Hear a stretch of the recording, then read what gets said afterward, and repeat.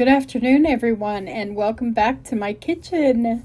Today, I'm super excited to share this recipe with you. It is for a beginner-friendly sourdough sandwich loaf.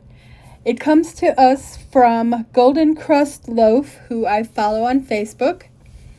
And I will preface this by saying, of all the sandwich loaves I've made recently, this by far is the best that I've made, okay? I'm not saying that it's the best out there. I'm saying it's the best that I've made.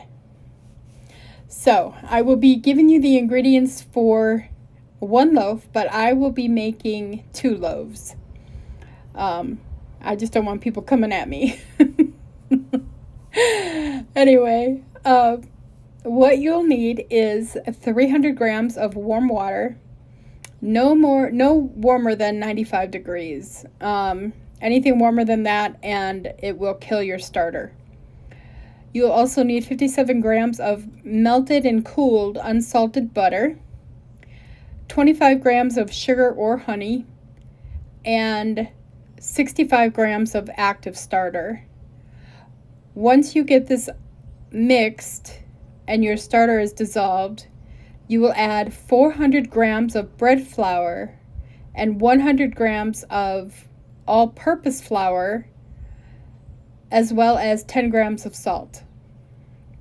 Now, I was surprised about the all-purpose flour as well, but I think that it helped with keeping the crumb soft and not overly chewy. So, 100 grams of all-purpose flour. I didn't want to use my stand mixer for this because she demonstrated it using her hands, and I was afraid I was going to overmix. And there's no cold proofing this loaf. There's no multiple rounds of stretch and folds or coil folds. There's only one round of slap and folds for this loaf, which is also surprising, but this is such a delicious loaf. I'm going to jump right to the end and say it's so good. Anyway, once you get your flour in there, make sure it's mixed until there are no dry pockets. I think that's a standard rule with any bread. You don't want any dry pockets of flour anywhere. And once you have it all nicely mixed, you'll cover it and let it rest for 30 to 60 minutes. I let mine rest for an hour and 15 minutes actually, and it was fine.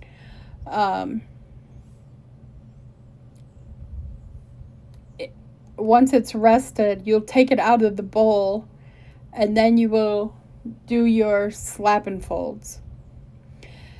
If you've never done slap and folds, it's very simple. You'll see me with my bench scraper, but don't use a bench scraper. I put mine down because it was awkward to work with. You're just going to pick your dough up in the middle, slap it down, and then fold it over onto itself. Then you'll do it again, pick it up in the middle, give it a little turn, slap it down, and fold it over itself. And repeat that until your dough becomes more structured. It becomes a little bit more elastic. You shouldn't have any dough stuck to your hands. And it should hold its shape very well. You can see I'm dumping my dough out.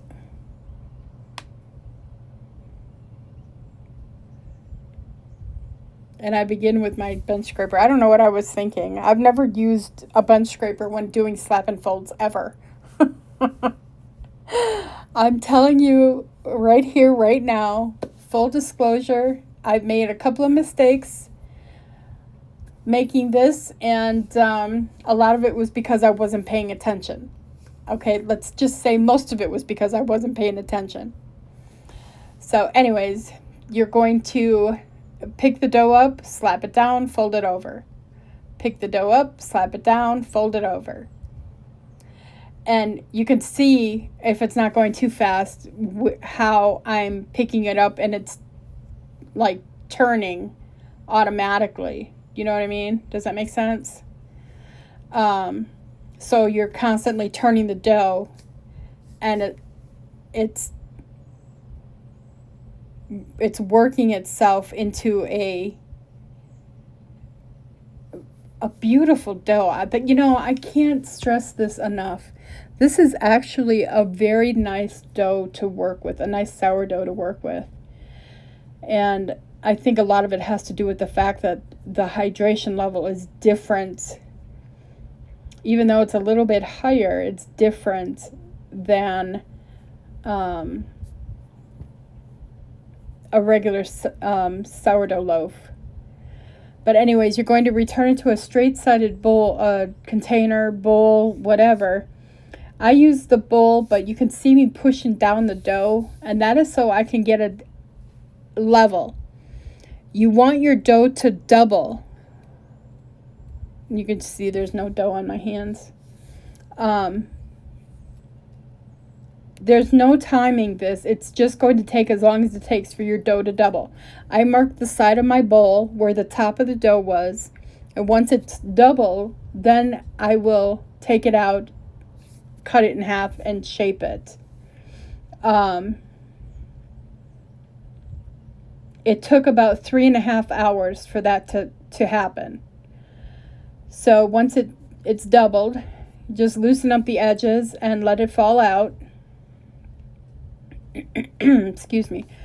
I cut mine in half, as you can see. I wanted to weigh them to make sure that they were equal, relatively equal. They were actually spot on equal. It was creepy, almost.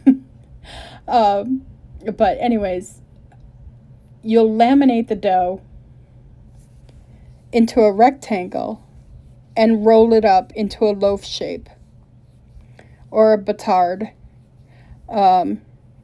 You'll fold the edges under so that it's not all bulky in the middle. And then put it into a well-greased, buttered, or oiled loaf pan. Please make sure of that. I had to cut off a significant chunk of this video because one of my loaves got stuck in the pan. And trust me when I tell you, it was no fun trying to get it out. And I think next time something like that happens to me, I will leave it in so you guys know that I'm not perfect. Anyway, I'm not perfect here either because I was shaping this into a bowl. I don't know what I was thinking. I'm like, oh my gosh, this is a loaf, not a round. Oy. Anyway, once you get them into your well-oiled, greased, or buttered pan, you're going to cover them and let them rise again. And once your loaf has risen, you don't want it to go any farther than just over the rim of the pan. I mean, you don't want a great big huge dome on it, if that makes sense. And it works out pretty well. I mean, these are some decent sized loaves. But once it's risen, you'll preheat your oven to 375 degrees. You don't have to score these. You don't have to do anything special with the pans themselves. Just put them in the oven. You can put in a pan of water to create steam. I didn't do that, and mine came out fine. You'll bake them for 45 to 50 minutes or until they reach a temperature between 200 and 205 degrees Fahrenheit. Once they come out of the oven, you'll butter the tops, let them cool for 5 minutes in the pan, take them out of the pans, let them cool completely for about an hour, and then slice and enjoy. I hope you guys give this recipe a try. They're really delicious. If you have any questions or concerns, please feel free to leave them in the comments section, and I will see you guys on the next one.